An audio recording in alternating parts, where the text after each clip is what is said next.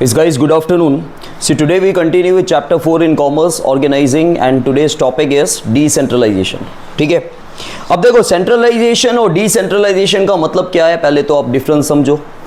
Suppose कर लो कि मेरी बहुत बड़ी कंपनी है, पावर्स सिर्फ मेरे हाथ में ही है, जबकि बहुत बड़ी कंपनी होती है तो पावर एक ही के हाथ में नहीं होता है। लेकिन मैं आपको एग्जांपल दे रहा हूँ कि आपको सेंट्रलाइजेशन डिसेंट्रलाइजेशन समझा रहा हूँ कि पावर अगर सिर्फ टॉप लेवल बंदों के पास ही है, जो एमडी वगैरह हैं, चीफ एग्जीक्यूटिव ऑफिसर्स हैं, ठीक है, सिर्फ उनके पास ही अगर पावर्स हैं तो उसे सेंट्रलाइज कहा जाता है। और पावर्स जब आप डिस्ट्रीब्यूट कर देते हो, ठीक है, अलग अलग डिपार्टमेंट के हिसाब से, अलग अलग लेवल के हिसाब से, तो उसे डिसेंट्रलाइज कहा जाता है। लेकिन जो मैंने आपको एग्जांपल दिया कि मेरी बहुत बड़ी कंपनी है, तो एग्जांपल ही गलत है एक्चुअली, क्योंकि जब बहुत बड़ी कंपनी होती है उस समय हमें डिसेंट्रलाइजेशन करना पड़ता है। ठीक है, जब बहुत बड़ी कंपनी होती है तो हमें डिसेंट्रलाइजेशन, सबको अलग अलग लेवल पे पावर देने पड़ते हैं, तो ही आपका मैनेजमेंट सक्सेस जाएगा। और अगर आपका छोटा मोटा बिजनेस है जहाँ पे आपको सीक्रेसी मेंटेन करनी है, ज़्यादा लोग भी नहीं है, ठीक है, तो पावर्स आप अपने हाथ में ही रखोगे, दैट इज़ सेंट्रलाइजेशन। सेंट्रलाइजेशन का मतलब होता है पावर एक ही के हाथ में है, जो मेन बंदा है। ठीक है, अब जैसे मेरे 1 to 10 अगर क्लासेस होते तो कहीं और हर क्लास में 40-50 बच्चे होते तो मुझे एक आधा बंदा तो ऐसा अपॉइंट करना पड़ता और उसे पावर्स देने पड़ते कि भाई, क्योंकि हर जगह मैं पहुंच नहीं पाऊंगा। ठीक है, स्कूल्स के अंदर भी आप देखते हो कि प्रिंसिपल हैं लेकिन वाइस प्रिंसिपल बनाया जाता है। ठीक है, अब छोटा मोटा स्कूल है, छोटा मोटा स्कूल का मतलब होता है कि जहाँ बच्चे कम हैं या कम स्टैंडर्ड्स हैं, तो प्रिंसिपल अकेले हर चीज़ मैनेज कर लेंगे।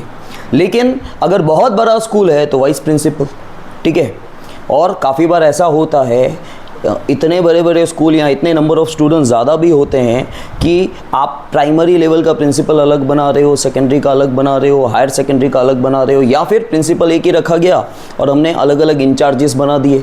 भाई हर जगह हमने वाइस प्रिंसिपल्स अलग अलग बना दिए। तो आपने क्या देखा?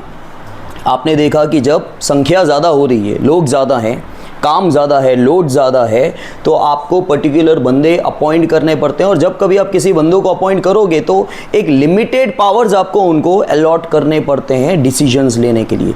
हर बार वो मेरे पास नहीं आएगा भाई। ठीक है, अब जैसे आपने देखा होगा कि यहाँ पे 2-3 असिस्टेंट जो भी हैं वो सारी रिपोर्टिंग मुझे करते हैं। क्यों? क्योंकि मैंने सेंट्रलाइजेशन रखा है, मैंने उनको पावर नहीं दे रखे हैं। ठीक है, उनको मुझसे पूछना पड़ता है, सर बाहर नहीं, ये ऐसा कर रहे हैं, वैसा कर रहे हैं, नहीं तो मैंने बोल दिया था भाई इस सिचुएशन में ऐसा करना, इस सिचुएशन में ऐसा करना, इस सिचुएशन में, और बाकी अपना दिमाग चला लेना। ठीक है, बिल्कुल नहीं माना जाता है, बाहर निकाल दो, और भी बदतमीजी हो रही है, घर भेज दो। तो मैंने ये पावर्स अलॉट नहीं की हैं। ठीक है, मैंने उतना पावर अलॉट नहीं किया है। लेकिन सपोज कर लो कि 2-3 बिल्डिंग में अलग अलग जगह पे एमएस एकेडमी चल रही होती, तो क्या वो बार बार मेरे को फ़ोन करके बोलेगा, या मैं वो बार बार रिसीव करूँगा वो चीज़ को? इतना मैं फ्री नहीं हूँ, या मैं फ्री हूँ तो ठीक है, बात अलग है। लेकिन जनरली जब आपका बिजनेस बहुत बड़ा होता है आपको पावर्स डिस्ट्रीब्यूट करने ही पड़ते हैं, दैट इज़ कॉल्ड डिसेंट्रलाइजेशन। समझ में आया? अब देखो जल्दी से, when we study organizational structures the following points emerge. Some business units are such when authority is centralized at top level only and most of the decisions are taken by the top level. तो पहला business unit ऐसा बताया है कि सारे के सारे अधिकार टॉप लेवल ने अपने पास ही रखे हैं, सारे फैसले वो खुद ही लेंगे, पावर्स उन्होंने और किसी को दिए। सेकेंड बिजनेस यूनिट जो है, in some business organisations the decision making is done by all the levels and the certain kind of decisions are taken as per the requirement of the work needed. और दूसरा जो business organisation है उसमें बोला गया है कि यहाँ पे डिसीजन हर एक लेवल का बंदा ले सकता है, क्योंकि हर एक लेवल पे हमने पावर्स अलॉट करके रखे हैं। ये बिजनेस यूनिट बहुत बड़ा होगा तब हमने क्या किया है, हर एक लेवल पे हमने पावर्स अलॉट करके रखे हैं। They can take the decisions without any delay, क्योंकि क्विक डिसीजंस लेने पड़ते हैं भाई। बार बार आपको, जैसे आप देखते हो कि भाई सरकार है, आप बिना लाइसेंस के गाड़ी चला रहे हो, ठीक है भाई, आपका चालान हो गया तो उनको गाइड करके दिया है ना, उनके पास उतने पावर है कि वो चालान काट सकते हैं। वो क्या ऊपर अपने हेड को फ़ोन करेंगे कि सर क्या हुआ, क्या करना चाहिए, इसके पास लाइसेंस नहीं है, बच्चा है, ये है वो है।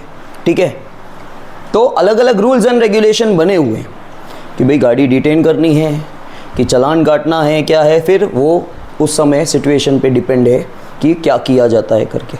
लेकिन उनके पास पावर्स है, मतलब डिसेंट्रलाइज हुआ। अगर उनके पास पावर्स नहीं होते तो फिर वो सेंट्रलाइजेशन है। In the first type of organization, all the powers rest on the upper level only. ठीक है, and so it is called centralization structure. But in the second type, all the powers are distributed and all levels have specific powers, and so are called decentralization of authority. अब इसका concept वही है, the thought of decentralisation is very important from the view point of authority and responsibility. ठीक है, जब decentralisation आ जाता है तो दोनों ही चीज़ें आ जाती है, खाली अथॉरिटी तो आएगी नहीं ना। हम जब किसी को पावर्स दे रहे हैं एट द सेम टाइम हम पहले रिस्पॉन्सिबिलिटी देते हैं फिर पावर देते हैं। The administrators have to themselves decide whether to have centralized or decentralized power in the organization. तो जो मेन बंदे चलाने वाले हैं एडमिनिस्ट्रेटर, जो एडमिन है, उसको खुद डिसाइड करना है भाई मेरे बिजनेस में क्या चीज़ों की रिक्वायरमेंट है, क्या मैं पावर्स डिस्ट्रीब्यूट करूं, मतलब डिसेंट्रलाइज करूं, या पावर्स डिस्ट्रीब्यूट न करूं, सेंट्रलाइजेशन रहने दूं। Small sized organisation can have centralized powers and the large size organization can have decentralized forms. तो ऐसा ज़रूरी नहीं है कि आपको लार्ज साइज ऑर्गेनाइजेशन में डिसेंट्रलाइजेशन करना ही है, लेकिन इट इज़ नेसेसरी। ठीक है, वहाँ पे करना पड़ता है क्योंकि हर जगह ओनर पहुँच नहीं पाएगा। जो बंदे हैं, जो मैनेजमेंट के बंदे हैं, टॉप लेवल बंदे हैं, वो हर जगह पहुँच नहीं पाएंगे। तो आपको जब लार्ज ऑर्गेनाइजेशन अगर आपका चल रहा है तो you have to decentralise that. Then this can bring success to the organization, और इससे सक्सेस मिलेगा guarantee. Then meaning the delegation of power from upper to lower level in orderly manner is known as decentralization power. तो जो power का delegation है, delegation मतलब वही distribution देना, डेलीगेट करना, अलॉट करना, from upper level to the, मतलब पावर्स का डिस्ट्रीब्यूशन हो रहा है। ठीक है, पावर्स का डिस्ट्रीब्यूशन हो रहा है, यहाँ पे टॉप लेवल के पास भी पावर्स हैं टू टेक डिसीजन, उनके पास तो वैसे भी होते ही हैं, मिडिल लेवल के पास भी है और लोअर लेवल के पास भी है। फिर आ जाओ आप इंपॉर्टेंस पे। इंपॉर्टेंस काफ़ी बार आता है इसका। The success of management depends on the proper distribution of authority and responsibilities. देखो, कभी भी मैनेजमेंट के अंदर अपने जिम्मेदारियों के साथ जितनी जिम्मेदारियां हैं, उस जिम्मेदारियों को, रिस्पॉन्सिबिलिटी को फुलफ़िल करने के लिए अगर आप बंदे को पावर्स नहीं दे रहे हो तो आपकी मैनेजमेंट को सक्सेस, आपके बिजनेस को सक्सेस नहीं मिलने वाला, क्योंकि पावर्स अलॉट करने ही पड़ते हैं according to their responsibilities. In centralization of power, the hierarchy, non-scientifically take decisions, non-cooperation, lack of specialization and more workload can be seen. तो centralization में आपको क्या दिख रहा है? ठीक है, एक non-scientifically decision दिखता है, क्योंकि बंदे एक ही बंदा है, जो मतलब जो टॉप लेवल के बंदे हैं उनको ही डिसीजन लेना है। ठीक है, जो काम कर रहा है, देखो काम करने वाला सिचुएशन को अच्छे से जानता है। मैं कितना भी एक्सपीरियंस क्यों नहीं हूँ, लेकिन जब जो बंदा, जो टीचर आपके पास, जो असिस्टेंट आपके साथ काम कर रहा है, उस समय की सिचुएशन क्या है वो अलग हो जाती है। ठीक है, मैं डिसीजन कुछ और लूँगा। जैसे काफ़ी बार क्या होता है कि भाई ये बात कर रहे हैं, बहुत बात कर रहे हैं, ये हो रहा है, वो हो रहा है, लेकिन अगर मेरा माइंड ठंडा है तो मैं उस तरह का डिसीजन लूँगा। और जो आपके साथ डील कर रहा है, ठीक है, वो कुछ और डिसीजन लेता है। जैसे दो बंदे झगड़ रहे हैं, तीसरा अगर उसको कॉम्प्रो करवाने आ रहा है, क्योंकि तीसरे का कुछ जा नहीं रहा है भाई, ठीक है, उसका कुछ जा नहीं रहा है, वो कॉम्प्रो इसलिए करवा रहा है क्योंकि उसका दिमाग ठंका हुआ नहीं है भाई, और उसने वो नहीं देखा जो तुम दोनों फेस कर रहे हो। तो जब यहाँ पे कोई असिस्टेंट है, वो तुम्हारे साथ जब डील कर रहा है, उसको सिचुएशन के बारे में पता, मैं एक अंदाज़ा लगाऊंगा, और वो सिचुएशन जो मेरा अंदाज़ा होगा वो 90% तो ठीक होगा ही, क्योंकि मुझे पता है कि क्या क्या हो सकता है, लेकिन 10% फील उसी को होगा जिसके साथ वो हो रहा है करके। ठीक है, तो यहाँ पे क्या हो रहा है कि जब हम डिसेंट्रलाइजेशन नहीं करते हैं और आगे हम पावर्स नहीं देते हैं कि आप कोई भी डिसीजन ले सकते हो, जब जो काम कर रहा है उसको अगर आप पावर दो वो बेटर रहता है। लेकिन होता क्या है कि हम जो काम कर रहा है उसको डिसीजन लेने आने भी चाहिए। ठीक है, हमेशा हम किसी को भी डिसीजंस लेने को नहीं दे सकते ना। ठीक है, मेरे पास अगर फैला हुआ भी बिजनेस भी है, लेकिन बंदे ऐसे नहीं हैं कि वो डिसीजन ले सकें, तो मैं शायद डिसीजन अलॉट नहीं करूँगा, उनको पावर्स अलॉट नहीं करूँगा कि यू कैन टेक डिसीजन, क्योंकि वो डिसीजन लेंगे उल्टा उल्टा होगा। इससे बेटर है कि वो डिसीजन न लें करके। तो यहाँ पे बोला गया है कि सेंट्रलाइजेशन ऑफ पावर में जो डिसीजंस लिए जाते हैं वो नॉन साइंटिफिक होते हैं, नॉन कॉपरेशन, स्पेशलाइजेशन का लैक होता है, मतलब स्किलफुल लोग नहीं ले रहे हैं, ठीक है, और मोर वर्कलोड कैन बी सीन, क्योंकि सारा का सारा वर्कलोड किस पे आ जाता है, टॉप लेवल पे ही आ जाता है। Hence the idea of decentralisation is becoming popular. इसलिए क्या होता है कि लोड जो है वो एक तरह से डिस्ट्रीब्यूट हो जाता है, क्योंकि देखो डिसीजन लेना, सोच करना, उसमें भी इंसान थक जाता है। काफ़ी बार इंसान फिजिकली काम करके थकता नहीं जितना सोच के थक जाता है, ठीक है।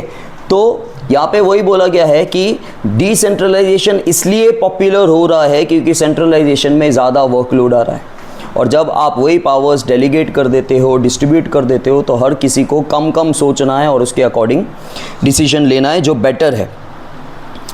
In the modern times, in the business units, decentralization of power is seen in majority of the cases. ज़्यादातर हम बहुत छोटी सी दुकानें हैं या क्या, वहाँ पे तो बंदे ही उतने नहीं हैं, तो फिर वो क्या डिसेंट्रलाइजेशन करेंगे। लेकिन आपका बिजनेस है और अगर आप पहुँच नहीं पा रहे हो, आप पे वर्कलोड ज़्यादा है, ठीक है, तो उस केस में अच्छे से बिजनेस चलाने के लिए डिसेंट्रलाइजेशन हम लोग कर देते हैं। लेकिन सामने ये भी देखना पड़ता है कि आपके पास स्किलफुल और तैयार लोग हैं कि नहीं जो डिसीजन ले सकते हैं। Now quick decisions, but obvious है कि जब डिसेंट्रलाइजेशन होगा तो अलग अलग लेवल पे पावर्स हमने अलॉट करके रखे होंगे, डिसीजन क्विक होगा, ठीक है।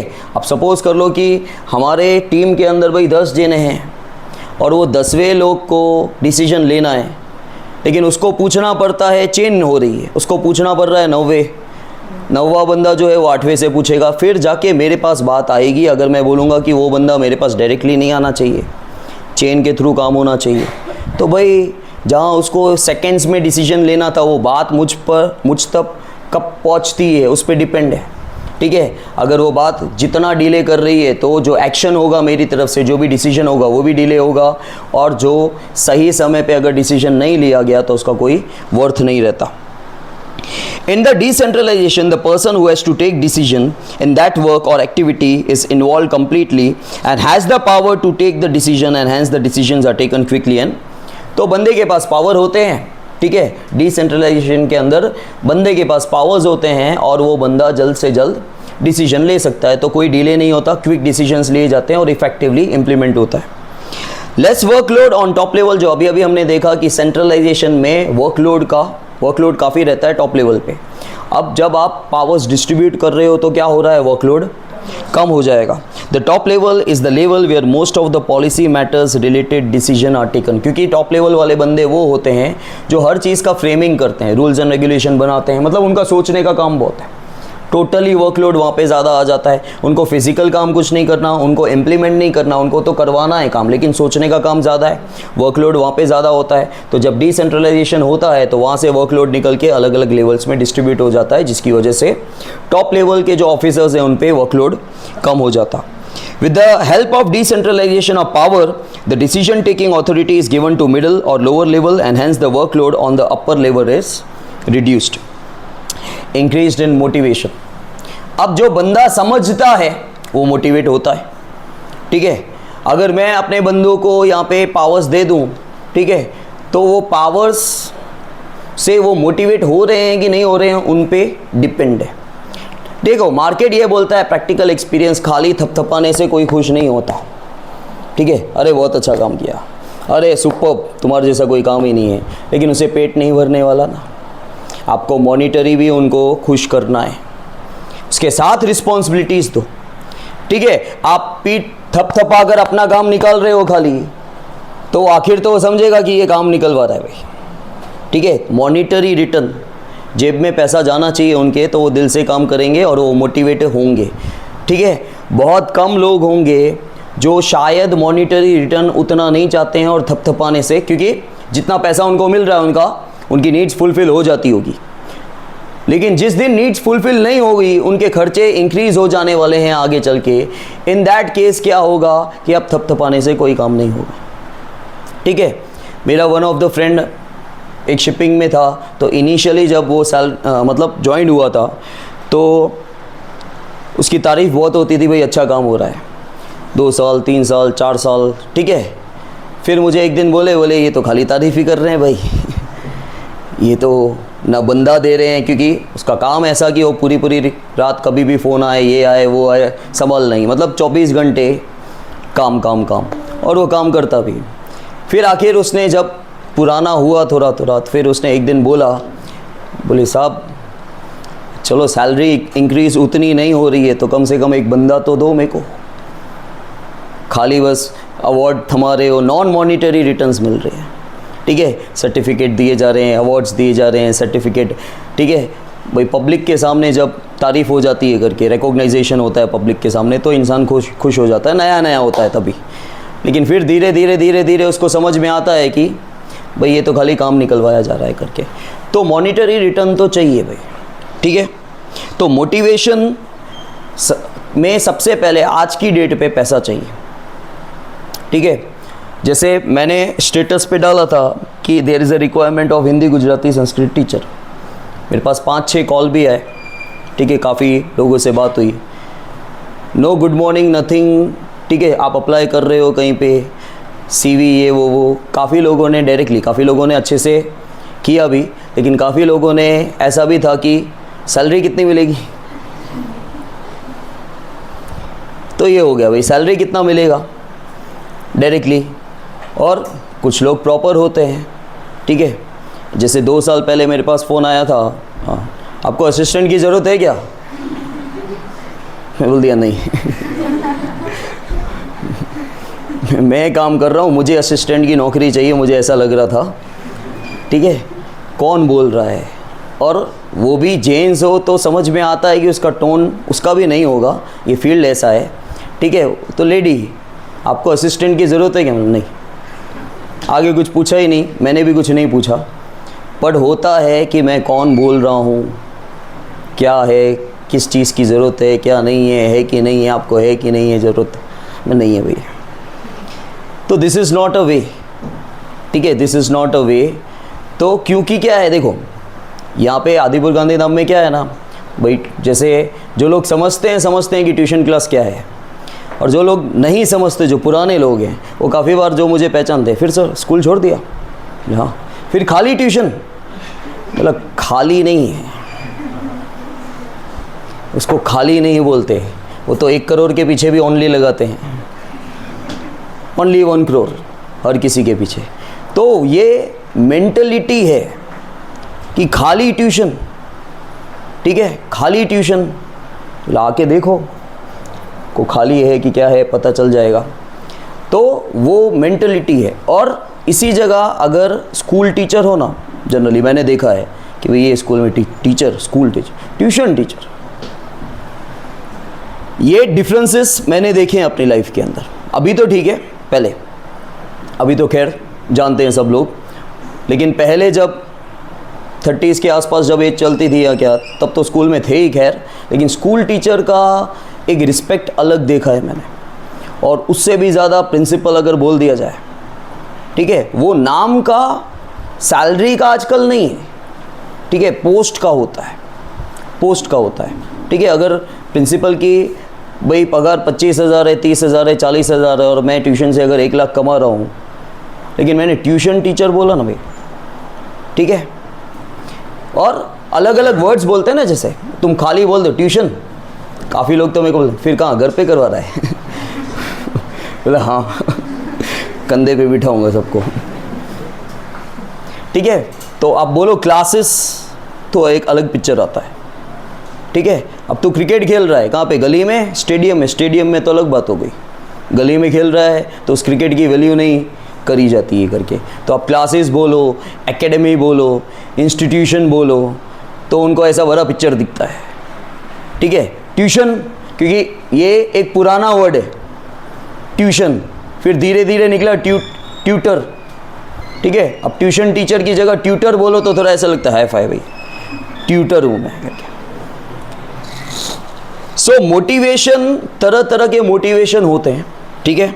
और सबसे बड़ा मोटिवेशन होता है पैसा, मॉनिटरी, उसके सिवा, मतलब उसके जैसा कोई मोटिवेशन नहीं है, सिवाय जिसको समाज सेवा करनी हो तो बात अलग है। Due to decentralization employees get motivation and their self confidence increases. तो इनिशियली डिसेंट्रलाइजेशन में अगर आपको सैलरी इंक्रीज नहीं करी गई तो चलता है, तो आपको भी ऐसा फील होगा, अरे पोस्ट इंक्रीज हुई ना, मेरे पास पावर्स हैं, ठीक है, आई कैन टेक डिसीजन, उससे मोटिवेशन मिलता है. They are given independence on middle or lower levels and when they see their decisions becoming successful, their confidence boost. तो जब मिडल लेवल और बॉटम लेवल पे आप पावर्स अलॉट करते हो और जब वो खुद से डिसीजन लेते हैं, उनका डेवलपमेंट होता है, उनकी स्किल आगे जाती है, रेज होती है, तो उनको एक सेल्फ कॉन्फिडेंस डेवलप होता है, उनका मॉरल जो है वो बूस्टअप होता है कि हाँ मैंने डिसीजन लिया और बिजनेस को मेरी वजह से फ़ायदा हुआ करके. They also get the experience on how to take such kind of decisions in such kind of situation. और उनको ये भी पता चलता है कि तरह तरह की जब situations आती है तो हमें किस तरह decisions लेने चाहिए. Increase in management abilities, but obviously है कि how to manage आप सीखोगे जब आपको बोल दिया जाएगा खुद कर, ठीक है, खुद कर तो पता चलेगा कि क्या क्या सिचुएशंस आती है और आपको सोचना पड़ेगा कि इसको मैं मैनेज. देखो काफ़ी बार क्या होता है, गिव अप कर लेते लोग, मेरे से नहीं होता. क्यों? सैलरी बहुत कम होगी तो गिव अप कर लेंगे. क्योंकि आजकल क्या होता है, बोले 3,000 के लिए, 4,000 के लिए, 10,000 के लिए मैं इतनी मगजमारी क्यों करूं. और मैं ये बोलता ही हूँ कि 50,000 अगर सैलरी मिलती हो तो लोग 4 बार सोचेंगे, क्योंकि हर जगह 50,000 मिलना आसान नहीं है. ठीक है, आप यहाँ से अगर निकल गए और 50,000 आपकी सैलरी थी, यहाँ तो पहले आप ढूंढोगे कि दूसरे कहाँ पे आपको 50,000 की सैलरी मिलेगी, ठीक है, तो ही आप गिव अप करोगे. बाकी 10-15 हज़ार की सैलरी में काम कर रहे हो और आपसे नहीं होगा तो आप मना कर दोगे, क्योंकि आपकी कैलकुलेशन के हिसाब से आप 10-15 हज़ार कहीं से भी आजकल निकाल दोगे करके. So in decentralization, the middle and lower level employees take decision as per their powers and they are given independence for the same. Hence they become efficient leaders, they develop skills to work in a coordinated manner, they develop able administrative skills and they learn to administer control. तो हर तरह से उनका development हो रहा है, उनकी skills development हो रहा है और कोऑर्डिनेशन करना सीख रहे हैं, तरह तरह के सिचुएशन में वो लोग डिसीजन लेना सीख रहे हैं, एफिशिएंट लीडर्स बनना सीख रहे हैं. ऑल ओवर उनका जो है एक तरह से सेल्फ कॉन्फिडेंस बूस्टअप होगा. Hence the employees take decisions in different circumstances and they increase their abilities. In this way the future managers emerge. और हम यही देखेंगे ना भाई, जिनको हमने आज पावर्स दे रखे हैं वो कोई मैनेजर्स वगैरह नहीं है, आज की डेट पे नहीं है, लेकिन हम देखेंगे ना भाई ये कौन सा बंदा कितना काम का है, भाई इनमें से कौन आगे चल के मैनेजर बनाने के लायक है जो पूरा, फिर उसको जंप देंगे, फिर उसको अच्छी खासी सैलरी देंगे, गाड़ी देंगे, बंगला देंगे, डबल सैलरी कर देंगे, ट्रिपल सैलरी कर देंगे. अगर वो हम देखेंगे कि वो बंदा हमारे लिए बहुत काम का है, वो सब कुछ जानता है अच्छे से और सब कुछ कर पाएगा, तभी जंप मिलता है. ठीक है. Effective control. See, the managers of all the levels have enough power and so they can exercise control on the levels in which the employees commit mistakes. They can take disciplinary actions which becomes easy for them and hence an effective control is maintained. ठीक है, समझ में आया ये. फिर है harmony is created. Harmony का मतलब होता है एक प्लेजेंट एटमॉस्फेयर. ठीक है, क्योंकि क्या होता है कि यहाँ पर जब डिसीजंस लिए जाते हैं तो एम्प्लॉय को भी इन्वॉल्व किया जाता है. ठीक है, जो ऑफिसर्स हैं और जो सुपीरियर हैं और जो सबॉर्डिनेट्स हैं, जब सुपीरियर कोई भी डिसीजन लेता है तो वो सबॉर्डिनेट को भी इन्वॉल्व करता है. तो सबॉर्डिनेट को भी ये लगेगा अरे हाँ मेरी भी राय पूछी गई, मेरे भी सजेशंस पूछे गए और उनके बीच में एक अच्छा एटमॉस्फेयर क्रिएट होता है. See, due to decentralization at all the levels, employees are included in decision making process. जो भी उनका डिसीजन प्रोसेस होता है, हम क्या करते हैं भाई, सारे के सारे लेवल्स के जो एम्प्लॉयज़ हैं, जो वर्कर्स हैं, उनको हमने डिसीजन मेकिंग प्रोसेस में ले लिया. भाई तुम भी आओ, तुम भी सुझाव दो, डिसीजन तो हम ही लेंगे, सुझाव दो. And they are also given due importance. All the levels of officer and employees, that is the decision maker and the followers. ठीक है, जितने भी ऑफिसर्स हैं और एम्प्लॉयज़ हैं, मतलब सुपीरियर और सबॉर्डिनेट्स जो हैं, मतलब जो डिसीजन मेकर हैं, जो सुपीरियर हैं, और जो फॉलोवर्स हैं, मतलब जो एम्प्लॉयज़ हैं, they discuss things and then take proper decisions. तो पहले वो आपस में डिस्कस करते हैं, मतलब एक तरह से वर्कर का भी इन्वॉल्वमेंट हो गया, वर्कर भी खुश हो गया, उसके बाद डिसीजन लिया जाता है तो वर्कर को क्या लगेगा, हमारी बात भी मानी गई है करके. In this process, one group comes in contact with the another group. In this way, an environment of harmony is created. इसका लिमिटेशन क्या है? इसका लिमिटेशन यही है कि ये छोटी मोटे बिजनेस ऑर्गेनाइजेशन में यूज़ नहीं होता, जहाँ पे सीक्रेसी रखनी हो. The place where the organization is running on a very small scale and the business secrets are to be maintained with great vigilance. Vigilance means with great care. बहुत ध्यान से आपको सीक्रेसी मतलब सीक्रेट चीज़ें maintain करनी हो और छोटा मोटा फर्म हो तो फिर वहाँ पे भाई डिसेंट्रलाइजेशन नहीं होगा, क्योंकि डिसेंट्रलाइजेशन के साथ जैसे ही आप पावर्स दोगे तो सारी चीज़ें खुलेगी ना, ठीक है। In this case, decentralization cannot be accepted, sometimes due to common policy not implemented or coordination not maintained properly. Decentralization is not successful. ठीक है, समझ में आया? ओके, यस कृष्णा जी, अब भूल जाते हैं।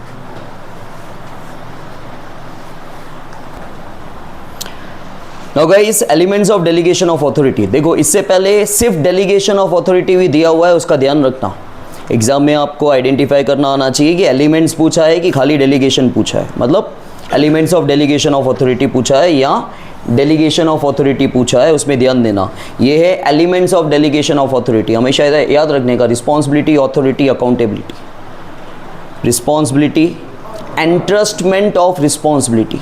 ये एंट्रस्टमेंट वर्ड क्यों लगाया है? क्योंकि हम जिम्मेदारी किसको देते हैं? एक ट्रस्ट के साथ जिम्मेदारी दी जाती है।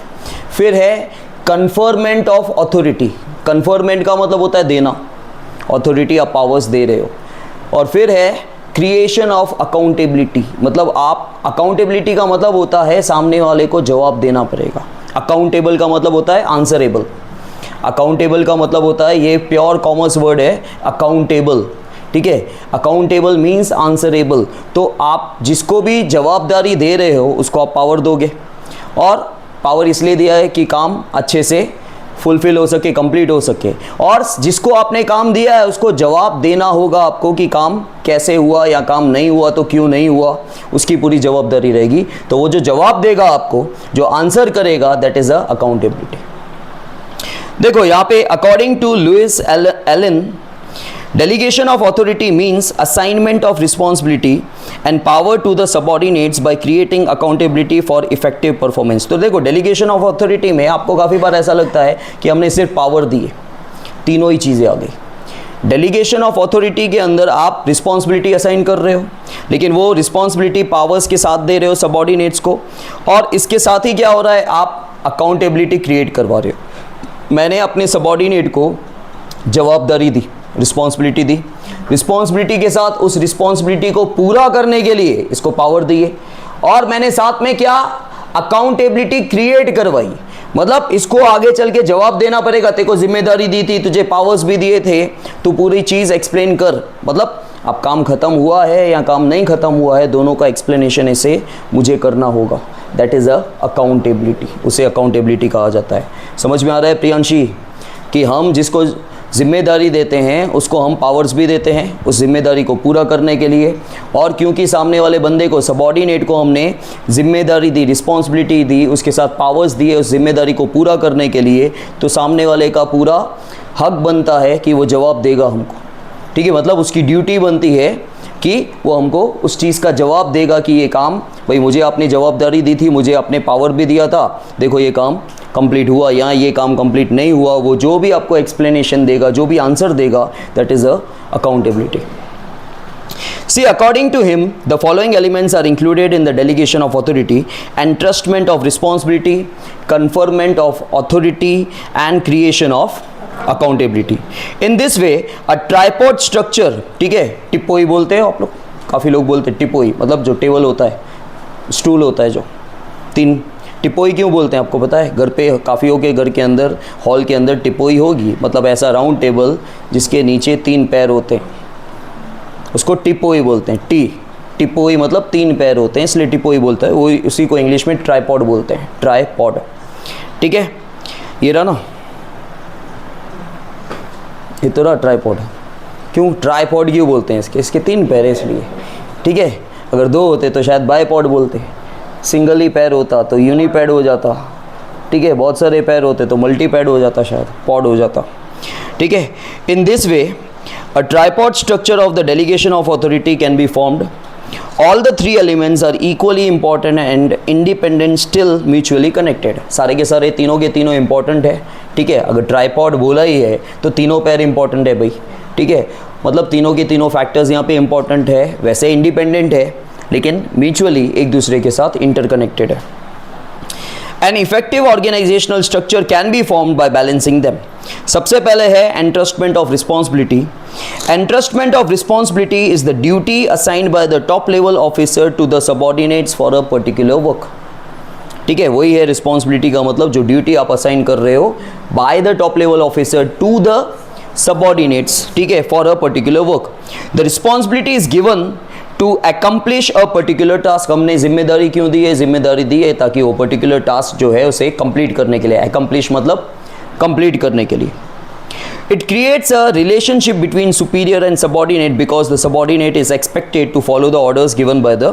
तो यहाँ पे एक रिलेशनशिप बनता है. देखो ये एक नॉर्मल सेंटेंस है कि यहाँ पे रिलेशनशिप क्यों बनता है सुपीरियर और सबऑर्डिनेट के बीच में, क्योंकि बट ऑब्वियस है कि सबऑर्डिनेट को सुपीरियर के ऑर्डर्स मानने होंगे. ठीक है, नहीं मानने होंगे या नहीं मानेगा अपनी चलाएगा ऐसा तो होता नहीं है. ठीक है, जनरली तो मानना ही पड़ता है क्योंकि आपके नीचे जो काम कर रहा है अगर नहीं मानेगा तो इसको निकाल दिया जाएगा. तो वहाँ पे एक रिलेशनशिप क्रिएट होता है. This assignment of responsibility flows from top to. ये बॉटम टू टॉप नहीं जाता है कभी भी. ठीक है, नीचे वाले लोग ऊपर वाले को काम नहीं सौंपेंगे, हमेशा ऊपर वाले लोग नीचे वाले को काम सौंपेंगे. ठीक है, जो रिस्पॉन्सिबिलिटी है वो ऊपर से नीचे, इसका जो फ्लो है वो top to middle, middle to bottom आता है. Then conferment of authority. See, by giving power to a person, result can be obtained by work accomplishment. आपने जिम्मेदारी तो दे दी भाई, काम खत्म होना चाहिए, लेकिन जब अगर आप पावर्स भी अलॉट कर रहे हो उसको, उसी जिम्मेदारी को पूरा करने के लिए, तो डेफिनेटली वो काम कर पाएगा, अच्छे से कर पाएगा, इजीली कर पाएगा. The administrator should provide enough power to the helpers और subordinate so that they can allot the work to the lower levels and get the work done. तो क्या होता है, एडमिनिस्ट्रेटर को काफ़ी बार क्या होता है कि हम लोग जो टॉप लेवल वाले हैं वो सामने अपने, आपके जो नीचे हैं वो सब सबऑर्डिनेट ही. आपके जितने भी नीचे लोग काम कर रहे हैं, भले वो मिडिल लेवल का हेड क्यों नहीं हो, आपके तो नीचे ही है. आपके तो सबऑर्डिनेट मतलब नीचे वाला, वर्कर का मतलब सबऑर्डिनेट नहीं होता है. मेरे जो भी नीचे हुआ वो सब के सब मेरे सबऑर्डिनेट हुए, उन सब के लिए मैं उनका सुपीरियर हुआ. तो जो एडमिनिस्ट्रेटर है, जो सुपीरियर है, ठीक है, वो अपने सबऑर्डिनेट को उतने पावर देने चाहिए कि वो अपने वर्कर्स से इजीली काम निकलवा सके. उसके पास तो पावर होना चाहिए ना कि उसके नीचे भी जो बंदे हैं उनसे काम वो निकलवा सके. Hence, delegation of authority is an important step towards allotment of power. This flows from upper to lower level. Normally, in this process, the power to give decisions and the power to give orders is given. This मतलब इसमें generally the power to take decision होगा. भाई decision लेने का power होना चाहिए और power to give orders. क्योंकि देखो, मुझे मेरे टॉप लेवल ने बोला कि ये काम ख़त्म हो जाना चाहिए और तुझे ये पावर दिया. ठीक है, लेकिन काम मुझे करना नहीं है क्योंकि मैं भी कहीं ना कहीं हेड हूँ. ठीक है, लेकिन मुझसे भी हेड बैठे हैं जिसने मुझे, लेकिन मुझे वो काम करवाना है. किससे? जो मेरे नीचे काम कर रहे हैं, वर्कर काम कर रहे हैं. तो मेरे पास सारे पावर्स होने चाहिए वर्कर से काम निकलवाने के, डिसीजन लेने के लिए और ऑर्डर्स देने के लिए, आगे ऑर्डर्स देने के लिए. आप बोलोगे सर आपको भी तो ऑर्डर मिला, लेकिन भाई मैं उस लेवल का बंदा नहीं हूँ कि मैं काम करूँगा. मैं भी हेड हूँ, मैं भी सुपरवाइज़र लेवल का हूँ या मिडिल लेवल का बंदा हूँ या बॉटम लेवल मैनेजमेंट का बंदा हूँ. मैनेजमेंट का बंदा काम नहीं करता, वो अपने नीचे वाले लोगों से काम करवाता है. तो टॉप से मुझे पावर मिला होगा. ठीक है, और पावर कैसा होना चाहिए? एक तो डिसीजन मेकिंग के लिए पावर होना चाहिए और साथ में मैं ऑर्डर दे सकूं, वो पावर मेरे पास होना चाहिए. This delegation of authority can be for various purposes. For example, marketing managers are given power to incur necessary expenditures in their work area, the appointment of employees, to take disciplinary actions against the employees, etc. तो marketing manager को इतने power दे रखे हैं कि भाई तेरा जो भी एरिया है, तेरा जो भी डिपार्टमेंट है मार्केटिंग के रिलेटेड, ठीक है, मार्केट के रिलेटेड, तो उसमें तू इतना खर्चा कर सकता है. उनको एक लिमिट दे रखी होगी. ऐसे नहीं भाई तेरा जितना खर्चा हो करना, उसका पूरा हिसाब किताब देना पड़ेगा. तो एक लिमिट तो होगी उनके पास, लेकिन एक उनको बोल दिया गया भाई यहाँ इतना खर्चा हो सकता है. जो भी एम्प्लॉयज़ तेरे को अपॉइंट करने हो वो देख लेना, एम्प्लॉयज़ के रिलेटेड जो भी एक्शन लेने हो, डिसिप्लिन से काम हो रहा है नहीं हो रहा है, वो सब ये देख लेंगे. फिर है creation of accountability. The delegated authority holder has to provide proper explanation and follow reporting process to the top level management. तो बोला गया है जो delegated authority holder है, they has to provide proper explanation, मतलब जिसको हमने authority दी, delegated authority holder, मैंने जिसको अथॉरिटी दी वो अथॉरिटी होल्डर है, उसके पास पावर्स है।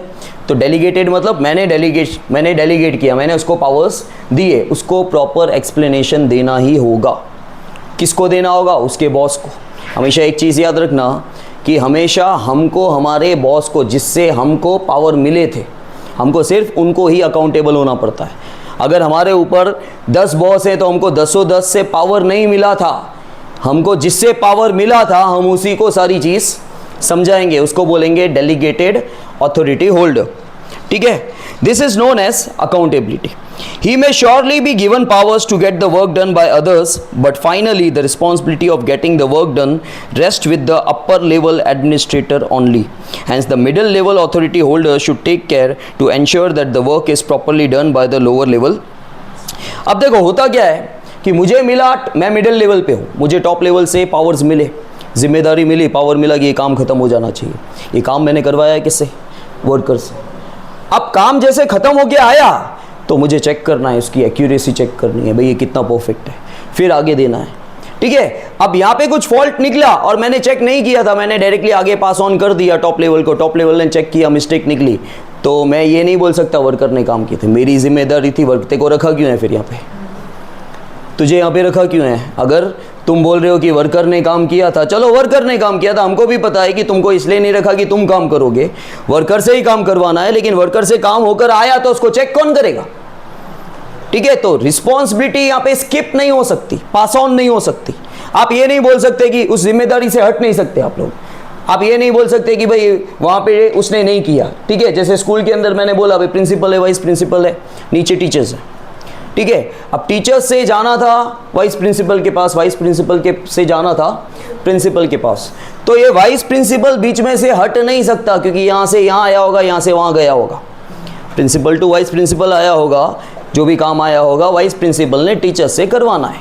तो टीचर से जो काम होके आया है, भाई पेपर बन के आया है, तो पेपर वो चेक करना है वाइस प्रिंसिपल को कि भाई एज पर द फॉर्मेट है कि नहीं। डायरेक्टली वाइस प्रिंसिपल चलो ये जवाब देगा, प्रिंसिपल को भी पता है कि काम टीचर ने किया है, वाइस प्रिंसिपल ने नहीं किया है, तो फिर तुझे वाइस प्रिंसिपल क्यों बनाया है भाई? ठीक है, आपको वाइस प्रिंसिपल बनाया है तो आपको वाइस प्रिंसिपल क्यों बनाया है? आप अपनी जिम्मेदारी से हट, वहाँ पे वो फॉर्मेट आपको चेक करना था। अब ये नहीं बोलोगे कि वाइस प्रिंसिपल को अलग अलग सब्जेक्ट के बारे में कैसे पता, वो तो पता होना है, वो जिम्मेदार व्यक्ति है तभी उसको वाइस प्रिंसिपल बनाया है, उसको सारा काम पता होगा तो ही उसको बनाया है। ठीक है, नहीं तो उसका रोल ही चला गया, फिर आगे उसको पास ऑन करना है। The middle level authority holder cannot free himself from his responsibility of getting work done. This accountability flows from lower to upper level, क्योंकि accountability कभी ऊपर से नीचे नहीं होती ना भाई, ऊपर वाले नीचे वालों को जवाब देंगे क्या? नीचे वाले ऊपर वालों को जवाब देंगे, तो हमेशा lower to upper होती है। This accountability cannot be passed on. For example, the accounts officer may give the work of writing accounts to his accountant, but when the accounts are written, it is the accounts officer who has to check the accuracy of the work done and not the accountant. Account officer को, main जो officer है accounts का, उसको हमने काम दिया, top level ने काम दिया होगा, भाई ये काम पूरा हो जाना चाहिए। टॉप लेवल को भी पता है कि अकाउंट्स ऑफिसर इसलिए नहीं रखा गया अकाउंट्स लिखने के लिए, उसके लिए उसके नीचे अकाउंटेंट है जो काम करेगा पूरा अकाउंट्स का। लेकिन जैसे ही अकाउंटेंट ने काम करके दिया, अकाउंट्स ऑफिसर को पूरा का पूरा अकाउंट्स चेक करना है, उसकी एक्यूरेसी चेक करनी है, इसमें मिस्टेक है कि नहीं है, फिर उसको आगे पास ऑन करना है। अकाउंट ऑफिसर ये नहीं बोल सकता कि मैंने काम नहीं किया है, अकाउंटेंट ने काम किया है तो तुझे बीच में क्यों रखा, तू बीच से हट नहीं सकता वापस कि मैंने काम नहीं किया, वो तेरी रिस्पॉन्सिबिलिटी है। समझ में आया? क्लियर? ओके।